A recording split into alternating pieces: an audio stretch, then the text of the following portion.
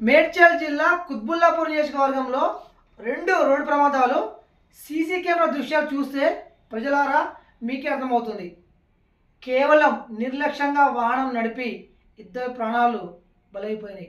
వారి కుటుంబాలు రోడ్డున పడ్డాయి. గాజుల రామారం మూలవల్పు దగ్గర అతి వేగంగా కారు వచ్చి నడుచుకుంటూ వెళ్ళే వ్యక్తిని గుద్దడము, అతను చనిపోవడము, వీళ్ళు పారిపోవడం జరిగింది.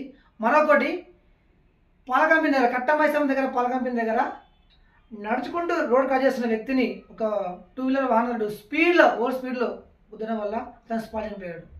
ఇలాంటి రోడ్డు ప్రమాదాలు నిర్లక్ష్యంగా నడపడం వల్లనే చనిపోతున్నారు.